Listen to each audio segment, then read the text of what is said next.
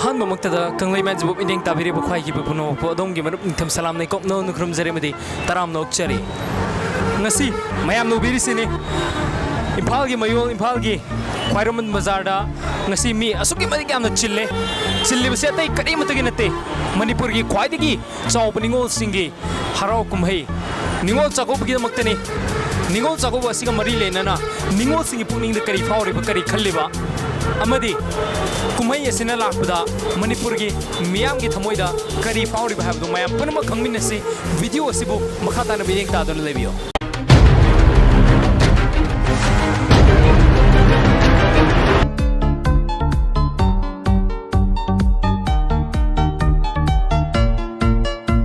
अहम अखोन इबोकती खंजनिंगे हंदक निगोल चाकौब लापसे इबोकी थमोद कई फाउबीगे हंदक निगोल चाकौबी फाउबी अखोन फाउदी खनबा फीजे कयाम कदी योनबीग्रगे अस योनते मपान लोन पुथोकते योनग्रे अखोइदि सोन मन साइ जुम लेहौरे मन मपान पुथोक योनि मयाम नितो अना खोजदि काइमदो सित्रे खोइनो गवर्नमेंट हाइनिंग बसे पुलिसिंग दा हाइनिंग बसे एनी फेस्टिवल ओइरगा सु लंबी द थोपई हैबिट से खोइ मणिपुरी से लोइ लैरेबा अदुना ने आइना पालिबा गवर्नमेंट दसना अदे पुलिस दा हाइजनिंग से माइ मफम लैतबा नाते एनी फेस्टिवल द स्माइना लंबी द फम बसे मसिदादि आइना गवर्नमेंट दा हाइजनिंग बाइबा मसिदादि फमन मिदबा असोलाना इमा होइसु मयाम अमा यावरि माइ जगा जगा दा फमगा सिदा फमदगदि अदुम ऑटोमेटिकली अदुम संजरकनी खोइ मसेम से अमना अमा हातोकना रेबा चौखट मिनादरेबा अमना मा अंगम तानादना आइना गवर्नमेंट हाइनिंग से मथक हांगा लेरिबसे नुपा नुपी ओक्तबा कयासु अदुम यावरे को अदुना असिदि सेंटिंग बना तमनिना असिदि मथक से मोइना करिनो गवर्नमेंट सेमगदोबा अमा सेमबीबा हांगा लेहंदबा सिमगा पाम नाविना अदुइमा ngsaigi podion bagi lamjel tanab simal leire ko masina tabadane akhoi gi ningo chaguba yore ko ningo chaguba gi matang se akhoi gi dakhina gi hidana bagi mongum lapse si matang sima kay bininge as masigi matang si din nei bungo yamna ipa ipugi thaina degi chana ramba yamna chamba ko mabung na mapwa bunung si bagi khudol ma piraga hinjang haubo ma chana bado maduki gi da mutang hanjala ko ima hoina pam masigi hidana basidine masidi mi leitaba mi gi ma akhoi gi angam tanar ta mangna bui masa oire zakhut pagi nate masidi handharak pagi thak lai yam nungai zari ma hayeng ningo chaguba sinong niris wali ko ngasi dagi haunei ma hogi potse yam phabo ibiroi ja thamjagi ma oije ko hoi ma ima ningo chaguba gi posai lebiramiro au lerami hoi ma ado handa ningo chaguba sin lak de ma hoi kai phobi ge nuai bam phawe do ai gi di hal leitabani na chalaro o aduri ma jingi leina ba taw o ado ima ningo chaguba sin lak ko ima isamak saruga ba phangbidragasu mayam da kari thambininge do adus thambi mayam de thamning babu gatauba amsi gi amu hena leidana nuai be fa ba ningon jingi arau ba do oije mayam de zu kosi yam na da kina chau chau to honda ba angam ba phane to ga mapu pahara harau samin thamna ba ji pam sin da gi mari de pam ima handa ki ningo chaguba na lakse ima bu kai phauge thamoida yam nungai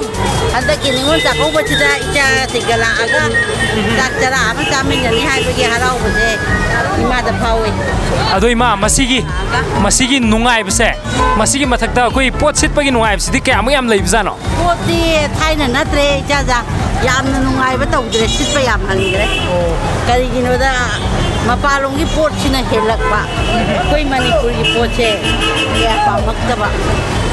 Museum sili mama do aham balak sening isi ko ningol la moin ningol sa ko bana lak pada mama gi thamoi da kai phau gap do ha betang thambiyo malak pada mama gi thamoi da nungai ba harau ba phau ko adubu po sei ta khat pa khokot pa se sigi de mama gi thamoi da kitang nungai ta ba adigi achaw ram lak pa chaw chang cha ba nam na mi ngam da wa khalam da adum la ra rang cha man na to ba se pa me khoi gi mai te gi pot on noi na to ba su pam de mama gi wa khan da de adum de gi lak na ta ba adum mama da ki ningo sa ko bse mama isa sapi dori ba ꯑꯩꯗꯤ ꯍꯟꯗꯛꯇꯤ ꯆꯠꯆꯔꯔꯣꯏ ꯍꯟꯗꯛꯀꯤ ꯑꯣꯏꯅꯗꯤ ꯑꯗꯣ ꯃꯃꯥ ꯍꯧꯖꯤꯛꯀꯥꯟꯒꯤꯀꯣ ꯃꯃꯥ ꯅꯤꯉꯣꯜ ꯆꯥꯛꯀꯧꯕꯒꯤ ꯃꯑꯣꯡꯗ ꯍꯥꯟꯅ ꯆꯠꯅꯔꯤꯕ ꯃꯑꯣꯡꯗꯣ ꯍꯧꯖꯤꯛ ꯑꯍꯣꯡꯕ ꯑꯃ ꯂꯥꯛꯏꯁꯦ ꯑꯑꯣꯟꯕ ꯑꯃ ꯂꯥꯛꯏꯁꯦ ꯃꯁꯤ ꯑꯐꯕꯔꯣꯝꯗ ꯂꯥꯛꯏꯅꯦ ꯍꯥꯏꯅ ꯈꯟꯕꯤꯕ꯭ꯔꯥ ꯅꯠꯇ꯭ꯔꯒꯅ ꯐꯠꯇꯕꯔꯣꯝꯗ ꯆꯠꯂꯤꯕꯅꯦꯅ ꯈꯟꯕꯤꯕ꯭ꯔꯥ ꯁꯤꯗꯤ ꯑꯗꯨꯗꯤ ꯃꯥꯒꯤ ꯋꯥꯈꯜꯗ ꯂꯩꯔꯦꯀꯣ ꯑꯩꯒꯤ ꯃꯣꯠꯇꯗꯤ ꯍꯥꯟꯅꯒꯤꯗꯨꯅ ꯍꯦꯟꯅ ꯅꯨꯡꯁꯤꯌꯦꯅ ꯂꯧꯖꯩ ꯐꯩꯅꯁꯨ ꯈꯜꯂꯤ ꯑꯔꯩꯕ ꯈꯔ ꯄꯤꯔꯒ ꯐꯤ ꯃꯇꯦꯛ ꯑꯃ ꯇꯧꯔꯒ ꯐꯅꯦꯛ ꯑꯃ ꯄꯤꯔꯒ ꯑꯗꯨꯝ ꯏꯆꯝ ꯆꯝꯅ ꯃꯕꯨꯡ ꯃꯧꯄ꯭ꯋꯥ ꯑꯃ ꯑꯣꯏꯕꯒꯤ ꯃꯃꯥ ꯃꯄꯥ ꯑꯃꯒꯤ ꯅꯨꯡꯁꯤ ꯆꯥꯟꯅ ꯂꯩꯃꯤꯟꯅꯕꯗꯣ ꯑꯗꯨ ꯄꯥꯝꯖꯩ ꯃꯥꯏ ꯋꯥꯈꯜꯗꯗꯤ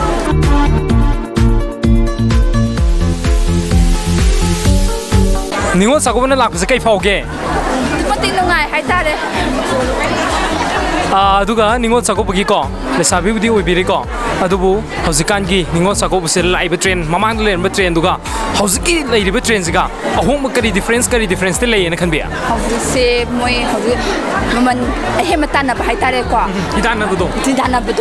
ꯑꯗꯨꯝꯕꯗ ꯑꯣꯏꯅ ꯇꯧꯔꯦꯀꯣ ꯍꯧꯖꯤꯛ ꯏꯆꯝ ꯆꯝꯅ ꯊꯥꯏꯅꯒꯤꯗꯤꯅ ꯑꯩꯈꯣꯏꯒꯤ ꯐꯅꯦꯛ ꯃꯆꯥ ꯑꯃꯇꯪ ꯄꯤꯔꯒ ꯇꯧꯕꯗꯣ ꯇꯧ ꯌꯥꯗ꯭ꯔꯦ ꯍꯧꯖꯤꯛꯇꯤ ꯑꯗꯨ ꯄꯥꯝꯃꯤ ꯑꯍꯦꯟꯕ ꯄꯤꯕꯤꯌꯨ ꯃꯣꯏꯒꯤꯅ ꯇꯧꯔꯛꯏ ꯑꯩꯈꯣꯏ ꯇꯧꯔꯛꯇꯦ ꯑꯗꯨꯃꯥꯏꯅ ꯑꯗꯨꯝ ꯂꯥꯛꯑꯦ ꯍꯥꯏꯇꯥꯔꯦ 이거 직세 버짓 그만이 또 비게 지트레 부고 야데 소록다 노요라네 거기 잘 장비였더니 부고 나고 아도 이거 후지키네 아건 SSC 마루엔 닝고 작업이 마땅나 항저벌 학습을 해보고 아도 이복시 한다 닝고 작업 잡히게 도리브로 아이디 잘라로 거기에 아치야 나 야고니나 포트 아이디 잘자라로 오 아도 뭐 닝고 작업은 락시스도 거 타이네기 닝고 작업을 내려 미부가 하우지 산나리바 닝고 작업시가 그냥 걔네 타이나디 아코이나 자코부 잡아간다다 도이간다 수마이나 이랑 떠오름되고 후지티 아저와 상따나보 혼나보다 게알람 따데 부나부 기다나버세 이보 해밤 비데부고 마땀이 짠나버니나 아둠 떠우야 담니나 떠오래 아코이수 떠오래 수이자 라고다 아코이수 아파버니나 칸는 떠오래고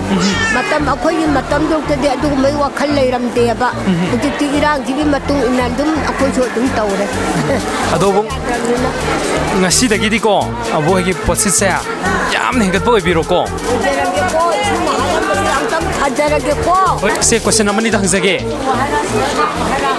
ningo sakoro la phose kai phawbige ꯌꯥꯝ ꯅꯨꯡꯉꯥꯏꯕ ꯐꯥꯎꯋꯦ ꯌꯥꯝ ꯅꯨꯡꯉꯥꯏꯕ ꯐꯥꯎꯋꯦꯕꯀꯣ ꯑꯗꯣ ꯍꯟꯗꯛꯁꯦ ꯅꯤꯉꯣꯜ ꯆꯥꯛꯀꯧꯕꯒꯤꯁꯦ ꯆꯠꯄꯤꯒꯦ ꯗꯣꯔꯤꯕ꯭ꯔꯣ ꯆꯠꯀꯅꯤ ꯑꯗꯨꯒ ꯅꯤꯉꯣꯜ ꯆꯥꯛꯀꯧꯕꯅ ꯂꯥꯛꯄꯁꯤꯗ ꯍꯥꯟꯅ ꯂꯩꯔꯝꯃꯤꯕꯗꯨꯒ ꯍꯧꯖꯤꯛꯀ ꯃꯃꯥꯡ ꯆꯍꯤꯒ ꯍꯟꯗꯛꯀ ꯈꯦꯠꯅꯕ ꯀꯔꯤ ꯐꯪꯕꯤꯒꯦ ꯃꯃꯥꯡꯁꯦ ꯈꯦꯠꯅꯕꯁꯦ ꯍꯟꯗꯛꯇꯤ ꯄꯣꯠ ꯂꯩꯕꯁꯨ ꯃꯤꯁꯦ ꯈꯔ ꯌꯥꯝꯗ꯭ꯔꯦꯀꯣ ꯑꯗꯒꯤ ꯀꯩꯅꯣꯁꯤꯁꯨ ꯄꯣꯠꯁꯤꯡꯁꯤꯁꯨ ꯅꯍꯥꯟꯈꯩꯗꯤ ꯐꯅꯦꯛ ꯑꯗꯩ ꯐꯅꯦꯛ ꯄꯅꯥꯏꯕ ꯐꯤꯒ ꯍꯥꯞꯅꯔꯝꯃꯦ ꯑꯗꯣ ꯍꯧꯖꯤꯛꯇꯤ ꯄꯣꯠ ꯑꯆꯧꯕꯔꯣꯝꯗ ꯂꯣꯏ ꯂꯩꯅꯈ꯭ꯔꯦ ꯑꯗꯒꯤ ꯕꯖꯥꯔꯁꯤꯁꯨ ꯌꯥꯝ ꯀꯥꯟꯅꯗ꯭ꯔꯦ ꯑꯁꯤꯗ ꯕꯤꯁꯥꯜ ꯑꯅꯧꯕ ꯍꯥꯡꯕꯁꯦ ꯑꯁꯤꯗꯩꯁꯤꯗ ꯁꯣꯄꯤꯡ ꯃꯣꯜ ꯂꯣꯝꯗ ꯆꯪꯈ꯭ꯔꯦ ꯑꯌꯥꯝꯕ ꯂꯣꯏ ꯆꯪꯈ꯭ꯔꯦ ꯑꯗꯣ ꯃꯤ ꯆꯤꯜꯂꯁꯨ ꯌꯥꯝ ꯄꯥꯛꯅ ꯆꯤꯟꯕꯁꯨ ꯑꯣꯏꯗ꯭ꯔꯦ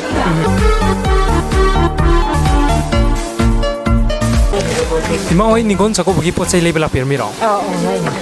닝곤 작업은 락네 마호이 담모이다 kay phobige ꯌꯥꯝ ꯅꯨꯡꯉꯥꯏꯕ ꯐꯥꯎꯋꯦ ꯀꯨꯝꯁꯤ ꯆꯍꯤꯅ ꯂꯥꯛꯄꯁꯤꯗ ꯑꯐꯕ ꯌꯥꯏꯐꯕ ꯅꯨꯡꯉꯥꯏꯕ ꯑꯣꯏꯁꯅꯣꯅ ꯈꯜꯂꯦ ꯄꯨꯝꯅꯃꯛꯀꯤ ꯑꯗꯨ ꯏꯃꯥ ꯅꯨꯡꯉꯥꯏꯕ ꯃꯌꯥꯝꯁꯤꯒꯤ ꯃꯔꯛꯇꯀꯣ ꯑꯩꯈꯣꯏ ꯉꯁꯥꯏꯒꯤ ꯗꯈꯤꯅꯥꯒꯨꯝꯕ ꯍꯤꯗꯥꯟꯅꯕꯒꯤ ꯄꯣꯠ ꯑꯃ ꯌꯥꯎꯔꯛꯄꯁꯦ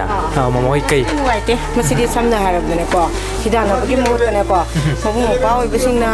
ꯑꯄꯤꯕ ꯈꯨꯗꯣꯜ ꯆꯝꯅ ꯄꯤꯕ ꯄꯣꯠꯇꯣ ꯑꯗꯣ ꯑꯩꯈꯣꯏꯅ ꯏꯆꯝ ꯆꯝꯅ ꯂꯧꯖꯕꯗꯣ ꯑꯗꯨ ꯑꯣꯏꯅ ꯄꯥꯝꯖꯩ ꯌꯥꯝ ꯁꯦꯡꯅ ꯑꯗꯣ ꯃꯃꯥ ꯍꯣꯏꯒꯨꯝꯕ ꯁꯨꯃꯥꯏꯅ ꯋꯥꯈꯜꯁꯦ ꯆꯨꯝꯅ ꯈꯟꯕꯤꯕ ꯑꯣꯏꯇꯥꯔꯒꯗꯤ ꯅꯤꯉꯣꯜ ꯆꯥꯛꯀꯧꯕꯒꯤ ꯅꯨꯡꯒꯤ ꯑꯣꯏꯕ ꯑꯥꯔꯊꯁꯦ ꯂꯤꯁꯥꯡ ꯁꯤꯠꯅ ꯐꯖꯅ ꯃꯄꯨꯡ ꯐꯥꯅ ꯂꯥꯛꯀꯗꯧꯔꯤꯕ ꯆꯍꯤ ꯀꯌꯥꯗꯁꯨ ꯂꯩꯒꯅꯤꯅ ꯑꯩꯈꯣꯏꯅ ꯑꯁꯥ ꯇꯧꯖꯩꯀꯣ ꯃꯃꯥ ꯍꯣꯏ ꯂꯝꯁꯦ ꯀꯔꯥꯏꯗꯒꯤ ꯑꯣꯏꯕꯤꯔꯕꯅꯣ ꯑꯩꯈꯣꯏꯁꯦ ꯍꯔꯥꯡꯃꯊꯣꯡꯗꯒꯤ ꯅꯤꯉꯣꯜ ꯆꯥꯛꯀꯧꯕꯅ ꯂꯥꯛꯄꯗ ꯀꯔꯤꯗꯤ ꯐꯥꯎꯕꯤ ꯌꯥꯝ ꯅꯨꯡꯉꯥꯏꯌꯦ ꯑꯗꯨꯒ ꯃꯃꯥꯅꯀꯣ ꯃꯌꯥꯝꯗ ꯅꯤꯉꯣꯜ ꯆꯥꯛꯀꯧꯕꯒ ꯃꯔꯤ ꯂꯩꯅꯅ ꯄꯤꯕꯤꯅꯤꯡꯕ ꯄꯥꯎꯖꯦꯜꯒꯨꯝꯕ ꯂꯩꯔꯒꯗꯤ ꯑꯗꯨꯁꯨ ꯊꯝꯕꯤꯔꯝꯃꯨ ꯅꯤꯉꯣꯜ ꯆꯥꯛꯀꯧꯕꯁꯦ ꯗꯈꯤꯅꯥ ꯌꯥꯝꯃꯤ ꯌꯥꯝꯗꯦ ꯍꯥꯏꯕꯤꯗꯕ ꯑꯗꯒꯤ ꯍꯔꯥꯎ ꯍꯔꯥꯎ ꯆꯥꯛ ꯆꯥꯃꯤꯟꯅꯕ ꯑꯗꯒꯤ ꯌꯥꯝ ꯅꯨꯡꯉꯥꯏꯅꯀꯣ ꯅꯤꯉꯣꯜ ꯃꯁꯦꯟꯁꯨ ꯎꯅꯔꯦꯗꯅ ꯎꯅꯗ꯭ꯔꯥ ꯑꯗꯨꯝꯕ ꯅꯨꯡꯉꯥꯏꯕꯗꯣ ꯑꯗꯨꯒꯨꯝꯕꯗꯣ ꯄꯥꯝꯃꯦ ꯗꯈꯤꯅꯥꯒꯤꯗꯃꯛꯇ ꯀꯩꯅꯣ ꯅꯨꯡꯉꯥꯏꯇꯕ ꯊꯝꯗꯕ ꯑꯗꯨ ꯄꯥꯝꯃꯦ ꯉꯁꯥꯏꯒꯤ ꯅꯨꯄꯤ ꯉꯥꯛꯇ ꯁꯨꯝ ꯊꯦꯡꯅꯕꯅꯦ ꯍꯧꯖꯤꯛꯀꯤ ꯅꯨꯄꯥ ꯑꯃꯃꯨꯛ ꯊꯦꯡꯅꯗꯣꯔꯦ ꯑꯍꯥꯟꯕꯗ ꯏꯇꯥꯎꯒꯤ ꯃꯤꯡ ꯑꯝꯇ ꯍꯥꯏꯕꯤꯔꯛꯑꯣ ꯑꯩꯒꯤ ꯃꯤꯡ ꯀꯩꯂꯥꯁ ꯑꯣꯀꯦ ꯑꯗꯣ ꯅꯤꯉꯣꯜ ꯆꯥꯛꯀꯧꯕꯒꯤ ꯄꯣꯠ ꯂꯩꯕ ꯂꯥꯛꯄꯤꯔꯝꯃꯤꯔꯣ ꯃꯥꯅꯦ ꯀꯅꯥꯒꯤ ꯍꯣꯏ ꯅꯤꯉꯣꯜ ꯆꯥꯛꯀꯧꯕ ꯗꯈꯤꯅꯥꯒꯤꯗꯤ ꯅꯠꯇꯦ ꯑꯩ ꯀꯩꯅꯣꯒꯤ ꯑꯩ ꯏꯁꯥ ꯆꯠꯄꯒꯤ ꯀꯩꯅꯣꯃ ꯌꯦꯡꯒꯦꯅ ꯅꯤꯉꯣꯜ ꯆꯥꯛꯀꯧꯕ ꯆꯠꯄꯤꯗꯣꯔꯤꯕꯀꯣ ꯀꯩ ꯂꯝꯗ ꯑꯣꯏꯕꯤꯔꯕꯅꯣ ꯀꯩꯅꯣꯅꯦ ꯑꯩꯈꯣꯏ ꯃꯄꯥꯝꯁꯦ ꯌꯥꯏꯔꯤꯄꯣꯛꯇꯒꯤ ꯅꯤꯉꯣꯜ ꯆꯥꯛꯀꯧꯕꯅ ꯂꯥꯛꯄꯁꯤꯗꯀꯣ ꯄꯤꯕꯥ ꯑꯃ ꯑꯣꯏꯅ ꯊꯃꯣꯏꯗ ꯀꯩ ꯐꯥꯎꯕꯤ ꯌꯥꯝ ꯀꯩꯅꯤ ꯌꯥꯝ ꯅꯨꯡꯁꯤꯕ ꯑꯃꯗꯤ ꯐꯥꯎꯋꯦ ꯀꯩꯒꯤꯅꯣ ꯍꯥꯏꯀꯥꯟꯗ ꯑꯩꯈꯣꯏꯒꯤ ꯏꯆꯦꯁꯤꯡ ꯑꯩꯈꯣꯏꯗ ꯌꯨꯝ ꯄꯥꯟꯈꯤꯕ ꯏꯆꯦꯁꯤꯡꯁꯦ ꯑꯃꯨꯛ ꯍꯟꯅ ꯄꯨꯜꯂꯒ ꯁꯨꯝ ꯆꯥꯛꯀ ꯆꯥꯃꯤꯟꯅꯔꯒ ꯑꯩꯈꯣꯏꯒꯤ ꯑꯗꯨꯝ ꯍꯥꯟꯅꯒꯤ ꯃꯦꯃꯣꯔꯤꯒꯨꯝꯕ ꯁꯨꯝ ꯁꯤꯌꯔ ꯇꯧꯕ ꯈꯣꯠꯄ ꯑꯗꯒꯤ ꯂꯥꯛꯀꯗꯕꯁꯤꯡꯒꯨꯝꯕ ꯁꯨꯝ ꯁꯤꯌꯔ ꯇꯧ ꯐꯪꯒꯗꯕ ꯇꯥꯟꯖꯥ ꯑꯃꯗ ꯑꯗꯨꯒꯤ ꯈꯜꯂꯒ ꯌꯥꯝ ꯅꯨꯡꯉꯥꯏ ꯑꯗꯨꯒ ꯅꯤꯉꯣꯜ ꯆꯥꯛꯀꯧꯕꯒꯤ ꯃꯇꯥꯡꯗꯀꯣ ꯑꯩꯈꯣꯏꯒꯤ ꯗꯈꯤꯅꯥ ꯍꯤꯗꯥꯟꯅꯕꯒꯤ ꯄꯣꯠꯁꯦ ꯁ꯭ꯋꯥꯏ ꯃꯇꯥꯡꯁꯤꯗ ꯀꯃꯥꯏꯅ ꯎꯕꯤ ꯗꯈꯤꯅꯥꯒꯤꯁꯦ ꯌꯥꯝ ꯀꯩꯅꯣꯅꯤꯅ ꯑꯩꯈꯣꯏꯒꯤ ꯅꯤꯉꯣꯜꯁꯤꯡꯅꯁꯨꯀꯣ ꯀꯩ ꯍꯥꯏꯅꯤ ꯃꯕꯨꯡꯁꯤꯡꯅ ꯉꯝꯖꯕ ꯈꯔ ꯄꯤꯕꯗꯣ ꯑꯗꯨꯗꯣ ꯁꯨꯝ ꯍꯔꯥꯎ ꯍꯔꯥꯎ ꯂꯧꯕꯤꯕ ꯑꯗꯒꯤ ꯑꯩꯈꯣꯏꯒꯤ ꯃꯤ ꯑꯃꯒ ꯃꯤꯅ ꯑꯗꯨ ꯄꯤꯈ꯭ꯔꯦ ꯑꯃꯅ ꯑꯩꯈꯣꯏꯒꯤ ꯁꯤꯅ ꯍꯦꯟꯒꯗꯕꯅꯤ ꯈꯣꯠꯀꯅꯤ ꯍꯥꯏꯕꯁꯦ ꯁꯤ ꯋꯥꯈꯜꯁꯦ ꯊꯥꯗꯣꯛꯑꯒꯅꯤꯀꯣ ꯁꯨꯝ ꯑꯩꯈꯣꯏꯅ ꯌꯥꯝꯅ ꯈꯟꯒꯗꯕꯗꯤ ꯄꯨꯜꯂꯒ ꯆꯥꯛ ꯆꯔꯥ ꯑꯃ ꯆꯥꯃꯤꯟꯅꯕ ꯍꯥꯟꯅꯒꯤ ꯑꯩꯈꯣꯏꯒꯤ ꯃꯔꯤ ꯐꯒꯠꯅꯕ ꯃꯆꯤꯟ ꯃꯅꯥꯎꯁꯤꯡꯅꯤꯀꯣ ꯑꯗꯨꯅ ꯃꯔꯤ ꯐꯒꯠꯅꯕ ꯋꯥꯈꯜꯂꯣꯟꯗ ꯈꯤꯇꯪ ꯑꯗꯨꯒ ꯗꯈꯤꯅꯥꯒꯤꯁꯤꯗꯤ ꯈꯤꯇꯪ ꯃꯁꯤꯁꯨ ꯇꯧꯗꯕ ꯌꯥꯗꯕ ꯑꯣꯏꯔꯒꯁꯨꯀꯣ ꯐꯖꯅ ꯈꯤꯇꯪ ꯁꯥꯏꯠ ꯑꯣꯏꯅ ꯊꯝꯃꯒ ꯑꯩꯈꯣꯏꯒꯤ ꯅꯨꯡꯁꯤꯅꯕꯒꯤ ꯃꯔꯤꯗꯣ ꯑꯗꯨꯅ ꯍꯦꯟꯅ ꯂꯨꯝꯅ ꯂꯧꯔꯒ ꯑꯗꯣꯝꯗ ꯑꯣꯏꯅ ꯀꯩꯅꯣ ꯇꯧꯅꯤꯡꯉꯦ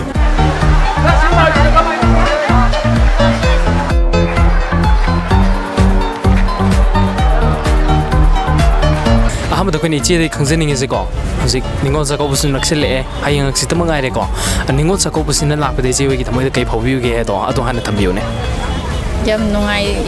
ꯌꯥꯝ ꯍꯔꯥꯎꯋꯦ ꯑꯩꯈꯣꯏꯒꯤ ꯆꯍꯤ ꯑꯃꯗ ꯑꯃꯨꯛꯈꯛ ꯂꯥꯛꯄꯅꯤꯅꯀꯣ ꯌꯥꯝ ꯈꯧꯔꯥꯡꯅ ꯉꯥꯏꯖꯕꯅꯤꯅ ꯅꯤꯉꯣꯜ ꯆꯥꯛꯀꯧꯕ ꯂꯥꯛꯄꯗ ꯌꯥꯝ ꯍꯔꯥꯎꯕ ꯐꯥꯎꯋꯦ ꯍꯥꯏꯇꯥꯔꯦ ꯑꯗꯣ ꯏꯆꯦ ꯍꯣꯏꯒꯤ ꯗꯨꯀꯥꯟꯁꯦ ꯁꯨꯝ ꯍꯥꯏꯐꯦꯠ ꯌꯦꯡꯖꯕꯗꯀꯣ ꯑꯉꯥꯡꯒꯤ ꯈꯣꯡꯎꯞꯁꯨ ꯌꯥꯝ ꯌꯥꯎꯋꯦꯕ ꯑꯗꯣ ꯅꯤꯉꯣꯜ ꯆꯥꯛꯀꯧꯕꯒꯤ ꯃꯃꯥꯏ ꯃꯇꯨꯡ 이nnꯕꯒꯤ ꯑꯉꯥꯡꯁꯤꯡꯁꯤꯒꯤ ꯈꯣꯡꯎꯞꯁꯨ ꯑꯗꯨꯝ ꯌꯥꯝ ꯁꯤꯠꯂꯝꯒꯗꯕ ꯃꯥꯜꯂꯦ ꯑꯗꯣ ꯄꯣꯠꯁꯦ ꯀꯃꯥꯏꯅ ꯇꯧꯕꯅꯣ ꯑꯗꯨꯝ ꯁꯤꯠꯂꯦ ꯑꯉꯥꯡꯒꯤꯅ ꯍꯦꯜꯂꯦ ꯑꯍꯟꯒꯤꯗꯤ ꯄꯥꯛ ꯂꯩꯇꯦ ꯍꯥꯟꯅꯒꯤ ꯑꯗꯨꯝ ꯁꯤꯖꯤꯟꯅꯕ꯭ꯔꯥ ꯈꯪꯗꯦ ꯑꯉꯥꯡꯒꯤꯗꯤ ꯑꯅꯧ ꯑꯅꯧꯕ ꯑꯥꯏꯇꯦꯝ ꯊꯝꯃꯤꯈꯩ ꯑꯗꯨꯝ ꯆꯠꯂꯦ ꯁꯤꯠꯂꯦ ꯑꯗꯨꯒ ꯅꯤꯉꯣꯜ ꯆꯥꯛꯀꯧꯕꯁꯦ ꯍꯥꯟꯅ ꯃꯃꯥꯡꯗ ꯂꯩꯔꯝꯕꯁꯤꯡꯗꯨꯒ ꯍꯧꯖꯤꯛ ꯂꯩꯔꯤꯕꯁꯤꯒ ꯈꯦꯠꯅꯕ ꯃꯌꯥꯝ ꯑꯃ ꯑꯩꯈꯣꯏꯅꯁꯨ ꯎꯕ ꯑꯗꯨꯝ ꯐꯪꯖꯔꯦꯀꯣ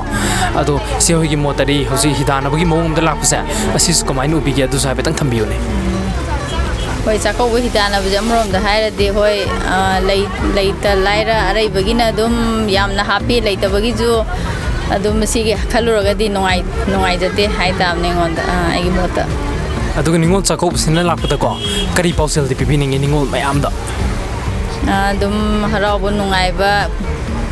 ꯑꯁꯤ ꯍꯥꯏꯔꯒ ꯑꯁꯤ ꯄꯤꯖꯅꯤꯡꯉꯤ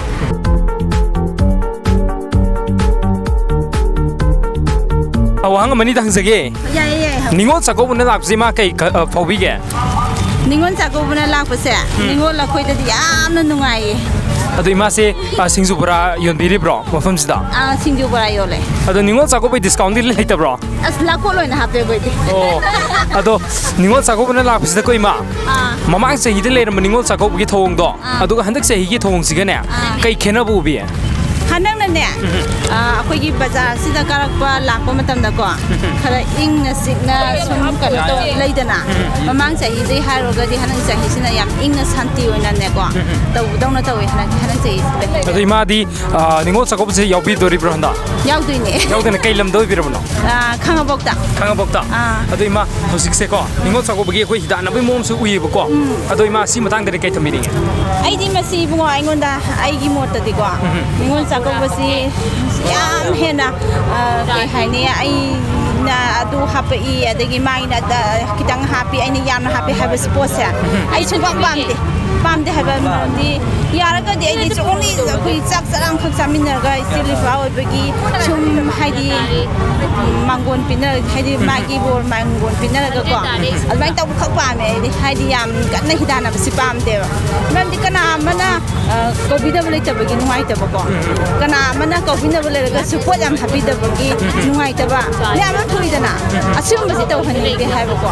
हाइदी इबु इपासिना ngam pibado adi aige isa isusu ai mamada mamoda adu lebiyo sin lebiyo na haibase ai am pamjete simade bire iba khare duda odar yauri ibn sibado nusibado ka pame ai aham duming amta habiyo ne ai Arjun Maitei okay Arjun ji khon yam phaba male ko yam bes nga toin thore ba ado khoi laksai se YouTube channel amadagi ne ba ko hojik lei riba ningo chako bagi hayang sira doriba festival se si matang ko singara hangjaga ba ne ba ado aham da ningo chako basina lakpasida koigi piba amoine ko thamoi de kari bawbi asengmadi koigi ningol chako lakpasi piba amoina ningol mang natraga so aina chako ba ꯆꯠꯄꯒꯤ ꯅꯨꯡꯉꯥꯏꯕꯗꯨꯃꯛ ꯅꯠꯇ꯭ꯔꯒꯁꯨ ꯑꯩꯈꯣꯏꯒꯤ ꯏꯆꯦ ꯏꯆꯜ ꯑꯩꯒꯤ 이제디 ꯌꯨꯝ ꯄꯥꯟꯖꯗ꯭ꯔꯦ ꯏꯅꯦ ꯑꯃꯗꯤ ꯆꯥꯛ ꯀꯧꯒꯗꯧꯔꯤ ꯃꯗꯨꯒꯤ ꯌꯥꯝꯅ ꯅꯨꯡꯉꯥꯏꯕ ꯑꯃꯗꯤ ꯅꯤꯡꯉꯣꯜ ꯆꯥꯛꯀꯧꯕꯁꯤꯅ ꯂꯥꯛꯄꯗꯀꯣ ꯍꯧꯖꯤꯛ ꯃꯃꯥꯡ ꯆꯍꯤꯗ ꯂꯩꯔꯝꯕ ꯅꯤꯡꯉꯣꯜ ꯆꯥꯛꯀꯧꯕꯗꯨꯒ ꯑꯣꯔ ꯃꯇꯝ ꯈꯔꯒꯤ ꯃꯃꯥꯡꯗ ꯂꯩꯔꯝꯕ ꯅꯤꯡꯉꯣꯜ ꯆꯥꯛꯀꯧꯕꯗꯨꯒ ꯉꯁꯤ ꯂꯩꯔꯤꯕ ꯅꯤꯡꯉꯣꯜ ꯆꯥꯛꯀꯧꯕꯁꯤꯒ ꯈꯦꯠꯅꯕ ꯌꯥꯝꯅ ꯂꯩꯔꯦꯀꯣ ꯁꯤ ꯃꯇꯥꯡꯗꯁꯨ ꯃꯣꯠ ꯈꯔ ꯄꯤꯕꯤꯔꯝꯃꯣꯅꯦ ꯃꯃꯥꯡꯉꯩꯗꯒꯤ ꯑꯩꯈꯣꯏꯒꯤ ꯆꯠꯅꯔꯛꯄꯗ ꯑꯩꯈꯣꯏꯒꯤ ꯆꯠꯅꯕꯤ ꯍꯥꯏꯇꯥꯔꯦꯅꯦꯀꯣ ꯑꯩꯈꯣꯏꯒꯤ ꯅꯤꯡꯉꯣꯜꯁꯤꯡꯁꯤꯕꯨ ꯃꯌꯨꯝ ꯄꯥꯟꯈ꯭ꯔꯕ ꯅꯤꯡꯉꯣꯜꯁꯤꯡꯁꯤꯕꯨ ꯑꯩꯈꯣꯏꯒꯤ ꯆꯥꯛ ꯆꯔꯥ ꯑꯃꯇꯪ ꯑꯣꯏꯔꯁꯨ ꯆꯥꯃꯤꯟꯅꯅꯕ ꯆꯍꯤ ꯑꯃꯅ ꯂꯥꯛꯄꯗ ꯑꯩꯈꯣꯏꯒꯤ ꯆꯥꯛꯀꯧꯕ ꯍꯥꯏꯕꯁꯤꯅꯤ ꯅꯤꯡꯉꯣꯜꯁꯤꯡꯁꯤꯅ ꯉꯥꯏꯖꯔꯝꯗꯧꯔꯤꯁꯦ ꯆꯥꯛꯀꯧꯕꯁꯤ ꯂꯥꯛꯇꯧꯔꯦꯅ ꯉꯁꯤꯃꯛꯁꯨ ꯌꯦꯡꯉꯣ ꯕꯖꯥꯔꯗ ꯃꯤ ꯌꯥꯝ ꯆꯤꯜꯂꯦ ꯃꯤ ꯆꯤꯟꯃꯟꯕꯒꯤ ꯑꯗꯣ ꯌꯥꯝꯅ ꯅꯨꯡꯉꯥꯏꯕ ꯐꯥꯎꯔꯤꯕ ꯃꯔꯛꯁꯤꯗ ꯑꯩꯈꯣꯏꯒꯤ ꯃꯃꯥꯡꯉꯩꯗꯅ ꯑꯩꯈꯣꯏꯒꯤ ꯏꯆꯝ ꯆꯝꯅ ꯆꯥꯛꯁꯤ ꯀꯧꯔꯒ ꯑꯩꯈꯣꯏꯒꯤ ꯃꯕꯨꯡ ꯃꯧꯄ꯭ꯋꯥꯁꯤꯡꯁꯤꯅ ꯑꯆꯝꯕ ꯈꯨꯗꯣꯜꯄꯣꯠ ꯄꯤꯔꯒ ꯃꯆꯦ ꯃꯆꯜꯁꯤꯡꯁꯤꯗ ꯑꯗꯨꯃꯥꯏꯅ ꯑꯣꯏꯔꯝꯃꯦ ꯍꯧꯖꯤꯛꯅ ꯑꯃꯨꯛ ꯑꯩꯈꯣꯏꯒꯤ ꯑꯅꯧꯕ ꯇ꯭ꯔꯦꯟꯗ ꯍꯥꯏꯇꯥꯔꯦꯅꯦ ꯑꯅꯧꯕ ꯑꯃ ꯑꯣꯏꯅ ꯑꯩꯈꯣꯏꯒꯤ ꯍꯤꯗꯥꯅꯕ ꯗꯈꯤꯅꯥꯗ ꯀꯩꯗ ꯍꯣꯏ ꯌꯥꯝꯗꯦꯅ ꯊꯤꯕ ꯍꯥꯏꯇꯥꯔꯦꯅꯦꯀꯣ ꯑꯩꯈꯣꯏꯒꯤ ꯂꯥꯏꯔꯕ ꯃꯕꯨꯡ ꯑꯣꯏꯒꯦꯔꯥ ꯉꯝꯖꯗꯕ ꯑꯣꯏꯒꯦꯔꯥ ꯑꯁ ꯑꯩꯗꯤ ꯑꯗꯨ ꯍꯥꯞꯇꯕ ꯌꯥꯔꯣꯏ ꯑꯗꯨ ꯍꯥꯞꯇꯕ ꯌꯥꯔꯣꯏ ꯀꯥꯏꯅ ꯑꯗꯨꯃꯥꯏꯅ ꯇꯧꯅꯕ ꯍꯥꯏꯗꯤ ꯃꯤꯒꯤꯅ ꯑꯗꯨ ꯍꯥꯞꯈ꯭ꯔꯦ ꯑꯩꯒꯤꯗꯤ ꯁꯤ ꯍꯥꯞꯇꯕ ꯌꯥꯔꯣꯏ ꯀꯥꯏꯅ ꯑꯗꯨꯝ ꯑꯗꯨꯒꯨꯝꯕ ꯃꯌꯥꯝ ꯑꯃꯗꯤ ꯎꯕ ꯐꯪꯉꯦ ꯑꯩꯈꯣꯏꯅ ꯈꯔ ꯃꯈꯩꯗꯤ ꯑꯗꯨ ꯃꯁꯤꯃꯗꯤ ꯇꯧꯍꯟꯖꯅꯤꯡꯗꯦ ꯆꯥꯛꯀꯧꯕ ꯍꯥꯏꯕ ꯆꯥꯛ ꯀꯧꯕ ꯍꯥꯏꯕꯅꯤ ꯗꯈꯤꯅꯥ ꯀꯧꯕ ꯍꯥꯏꯕ ꯅꯠꯇꯦ ꯗꯈꯤꯅꯥ ꯑꯣꯏꯅ ꯗꯈꯤꯅꯥꯒꯤ ꯈꯛ ꯆꯥꯛꯀꯧꯕ ꯅꯠꯇꯦ ꯆꯥꯛꯀꯧꯕ ꯍꯥꯏꯕꯁꯤꯗꯤ ꯑꯋꯥ ꯅꯨꯡꯉꯥꯏ ꯃꯕꯨꯡ ꯃꯧꯄ꯭ꯋꯥꯁꯤꯡ ꯑꯋꯥ ꯅꯨꯡꯉꯥꯏ ꯇꯥꯟꯅꯕ ꯑꯗꯨꯃꯥꯏꯅ ꯆꯍꯤꯃꯨꯛꯇꯪ ꯂꯥꯛꯄꯁꯤꯗ ꯍꯣꯏ ꯑꯅꯛꯄ ꯅꯠꯇꯕꯤ ꯂꯝ ꯂꯥꯞꯅ ꯂꯩꯈꯤꯕ ꯇꯣꯏꯅ ꯂꯥꯛꯄ ꯐꯪꯗꯕꯁꯤꯡꯒꯤ ꯑꯣꯏꯅꯗꯤ ꯆꯥꯛꯀꯧꯕ ꯑꯃꯨꯛꯇꯪ ꯂꯥꯛꯑꯒ ꯃꯕꯨꯡ ꯃꯧꯄ꯭ꯋꯥꯁꯤꯡ ꯆꯥꯛ ꯆꯥꯃꯤꯟꯅꯕ ꯍꯥꯏꯁꯤ ꯌꯥꯝꯅ ꯅꯨꯡꯉꯥꯏꯕ ꯑꯃꯈꯛꯅꯤ So ꯅꯤꯡꯉꯣꯜ ꯃꯌꯥꯝ ꯗꯈꯤꯅꯥ ꯀꯧꯕ ꯍꯥꯏꯕ ꯅꯠꯇꯦ ꯅꯤꯡꯉꯣꯜ ꯆꯥꯛꯀꯧꯕ ꯍꯥꯏꯕꯅꯤ ꯆꯥꯛ ꯀꯧꯕ ꯍꯥꯏꯕꯅꯤ ꯌꯥꯝꯅ ꯐꯖꯕ ꯋꯥꯐꯝꯅꯤ ꯑꯩꯈꯣꯏ ꯄꯤꯕꯥꯁꯤꯅ ꯊꯝꯕꯤꯔꯛꯏꯕꯁꯦ ꯅꯤꯡꯉꯣꯜ ꯃꯌꯥꯝ ꯅꯣꯠ ꯇꯧꯕꯤꯒꯅꯤ ꯏꯇꯥꯎ ꯑꯅꯤ ꯁꯣꯝꯗ ꯁꯤꯡꯖꯨ ꯀꯔꯤ ꯌꯥꯝ ꯍꯥꯎꯅ ꯆꯥꯕꯤꯔꯝꯃꯤꯀꯣ ꯂꯥꯛꯀꯗꯧꯔꯤꯕ ꯃꯤ ꯈꯔ ꯂꯩꯔꯤꯕ꯭ꯔꯣ ꯂꯥꯛꯑꯔꯣꯏꯌꯦ ꯑꯣ ꯅꯨꯄꯤ ꯌꯥꯎꯗꯦꯕꯀꯣ ꯑꯣꯀꯦ ꯑꯗꯣ ꯇꯁꯦꯡꯕꯩ ꯅꯨꯄꯤ ꯌꯥꯎꯔꯝꯃꯒꯗꯤ ꯆꯞ ꯆꯥꯒꯗꯕꯅꯦ ꯑꯗꯣ ꯑꯍꯥꯟꯕꯗ ꯏꯇꯥꯎ ꯑꯅꯤꯒꯤ ꯃꯤꯡ ꯑꯝꯇ ꯊꯝꯕꯤꯌꯨꯅꯦ ꯑꯩꯒꯤ ꯔꯣꯕꯤꯟꯗ꯭ꯔꯣ ꯊꯧꯗꯥꯝ ꯑꯣꯀꯦ ꯏꯇꯥꯎꯒꯤ ꯑꯩꯒꯤꯅ ꯑꯩꯈꯣꯏ ꯑꯔꯖꯨꯟ ꯑꯣꯀꯦ ꯑꯗꯣ ꯅꯨꯄꯤ ꯌꯥꯎꯔꯝꯃꯒꯗꯤ ꯍꯦꯟꯅ ꯅꯨꯡꯉꯥꯏꯒꯗꯕꯅꯦ ꯍꯥꯏꯔꯤꯁꯤꯒꯤ ꯃꯔꯝꯁꯦ ꯑꯩꯈꯣꯏꯅ ꯍꯪꯖꯒꯗꯧꯔꯤꯕ ꯀꯣꯏꯁꯟꯁꯦ ꯅꯤꯡꯉꯣꯜ ꯆꯥꯛꯀꯧꯕꯒꯤ ꯑꯣꯏꯕꯀꯣ ꯑꯗꯣ ꯅꯤꯡꯉꯣꯜ ꯆꯥꯛꯀꯧꯕ ꯍꯥꯏꯕꯁꯤꯗ ꯅꯤꯡꯉꯣꯜ ꯃꯊꯟꯇꯗꯤ ꯅꯠꯇ꯭ꯔꯦ ꯄꯤꯕꯥꯁꯨ ꯌꯥꯎꯒꯗꯧꯔꯤꯕꯅꯤꯅ ꯆꯥꯛꯀꯧꯕꯗꯨꯗ ꯄꯤꯕꯥ ꯆꯠꯄꯗꯤ ꯅꯠꯇꯦ ꯑꯗꯨꯕꯨ ꯄꯤꯕꯥꯒꯤ ꯁꯔꯨꯛ ꯌꯥꯝ ꯆꯥꯎꯅ ꯌꯥꯎꯕꯅꯤꯅꯀꯣ ꯄꯤꯕꯥ ꯑꯅꯤꯗ ꯋꯥꯍꯪ ꯈꯔ ꯊꯝꯖꯒꯦ ꯑꯍꯥꯟꯕꯗ ꯑꯩꯈꯣꯏ ꯅꯤꯡꯉꯣꯜ ꯆꯥꯛꯀꯧꯕꯅ ꯂꯥꯛꯄꯗ ꯄꯤꯕꯥ ꯑꯃ ꯑꯣꯏꯅ ꯊꯃꯣꯏꯗ ꯀꯩꯀꯩ ꯐꯥꯎꯒꯦꯗꯣ ꯑꯗꯨ ꯊꯝꯕꯤꯌꯨꯅꯦ ꯇꯦꯟꯇꯛꯅ ꯌꯥꯝ ꯅꯨꯡꯉꯥꯏ ꯏꯃꯣꯁꯅꯦꯜꯁꯨ ꯌꯥꯝ ꯑꯣꯏꯀꯣ ꯑꯩꯈꯣꯏꯒꯤ ꯆꯍꯤ ꯑꯃꯒꯤ ꯃꯅꯨꯡꯗ ꯑꯃꯨꯛꯇꯪ ꯌꯥꯝ ꯇꯥꯡꯅ ꯂꯥꯛꯄ ꯑꯩꯈꯣꯏ ꯂꯥꯏ ꯍꯥꯛꯇꯛꯇꯒꯤ ꯆꯠꯅꯔꯕ ꯃꯅꯤꯄꯨꯔꯒꯤ ꯂꯩꯔꯤꯕ ꯑꯩꯈꯣꯏꯒꯤ ꯅꯤꯡꯉꯣꯜꯁꯤꯡꯁꯤꯒ ꯑꯗꯒꯤ ꯃꯌꯨꯝ ꯄꯥꯟꯈ꯭ꯔꯕ ꯅꯤꯡꯉꯣꯜꯁꯤꯡꯁꯤꯒ ꯑꯗꯒꯤ ꯃꯥꯒꯤ ꯂꯩꯍꯧꯔꯤꯕ ꯌꯨꯝꯒꯤ ꯃꯄꯥ ꯃꯃꯥ ꯃꯥꯒꯤ ꯁꯥꯒꯩ ꯅꯥꯇꯩꯁꯤꯡꯁꯤꯒꯀꯣ ꯑꯃꯨꯛꯇꯪ ꯄꯨꯟꯁꯤꯜꯂꯒ ꯑꯩꯈꯣꯏ ꯀꯩ ꯍꯥꯏꯇꯥꯔꯦ ꯑꯆꯦꯠꯄ ꯃꯔꯤ ꯅꯨꯡꯉꯥꯏꯕ ꯑꯗꯨꯒꯨꯝꯕ ꯅꯨꯡꯁꯤꯕꯒꯤ ꯑꯗꯨꯒꯨꯝꯕ ꯃꯔꯤ ꯑꯃꯈꯛ ꯁꯥꯒꯠꯅꯕ ꯌꯥꯝ ꯆꯥꯎꯕ ꯃꯅꯤꯄꯨꯔꯒꯤ ꯐꯦꯁꯇꯤꯚꯦꯜ ꯍꯥꯏꯇꯥꯔꯦꯅꯦ ꯌꯥꯝ ꯇꯥꯡꯕ ꯑꯗꯨꯒꯨꯝꯕ ꯑꯃꯅꯤꯅ ꯑꯩꯒꯤ ꯃꯣꯠꯇ ꯊꯝꯅꯤꯡꯉꯤ ꯇꯧꯒꯤ ꯊꯃꯣꯏꯗ ꯀꯩ ꯐꯥꯎꯕ ꯌꯥꯏ ꯌꯥꯝ ꯅꯨꯡꯁꯤꯕ ꯌꯥꯝ ꯅꯨꯡꯉꯥꯏꯕ ꯑꯃ ꯐꯥꯎꯋꯦ ꯃꯔꯝꯗꯤ ꯆꯍꯤ ꯑꯃꯒꯤ ꯑꯃꯨꯛꯇꯪ ꯊꯣꯛꯄ ꯑꯩꯈꯣꯏꯒꯤ ꯄꯤꯕꯥꯁꯤꯡꯒ ꯑꯗꯩ ꯑꯩꯈꯣꯏ ꯅꯤꯡꯉꯣꯜ ꯃꯌꯨꯝ ꯄꯥꯟꯈꯤꯕꯁꯤꯡꯒ ꯃꯥꯏ ꯐꯦꯃꯤꯂꯤ ꯎꯅꯖꯕ ꯑꯗꯒꯤ ꯃꯥꯒꯤ ꯂꯩꯀꯥꯏꯗꯨꯗ ꯂꯩꯃꯤꯟꯅꯔꯝꯕ ꯃꯆꯟ ꯃꯆꯦ ꯃꯌꯥꯝ ꯄꯨꯟꯃꯤꯟꯅꯕꯗꯣ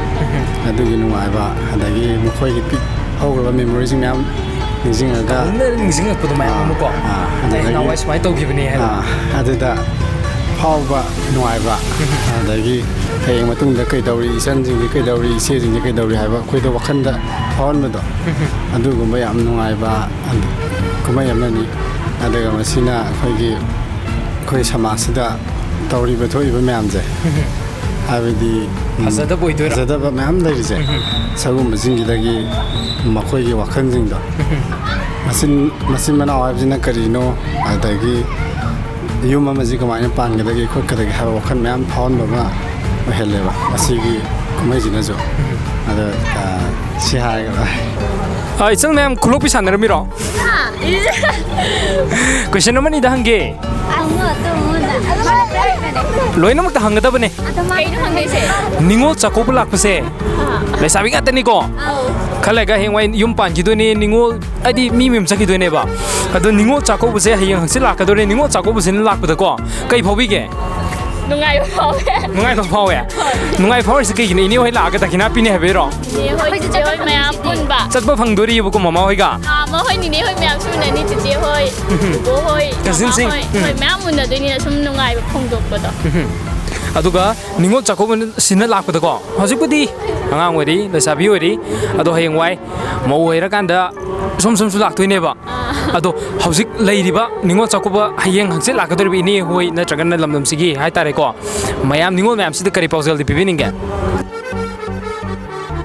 kai tare sum hujika chakau ba sidi achaw ngan tanare dana amana henba dum tawnare dana sina dum chakau bai sidi ibu mi paunara ga nungai na kano cha ama chara am chaminara ga du nungai ba phungdok patini ba chakau ba haise adu hujikta achaw rang tanara bina adu kitang nungai te haini ni ngasi gi damukta de kanglai manzam gi yamna special web episode asi lushin na bge ya badu mayam gi form de gi adong gi barup intem salam na nizari ngasi gi video asi karam to bge ha badu yengbiri ba viewers mayam gi mot amamam tang ore so comment na traga feedback oina thambiramo matangi video ngai don le biramo anu be even anu topic pu don laksage amuhan na thengna kisi thank you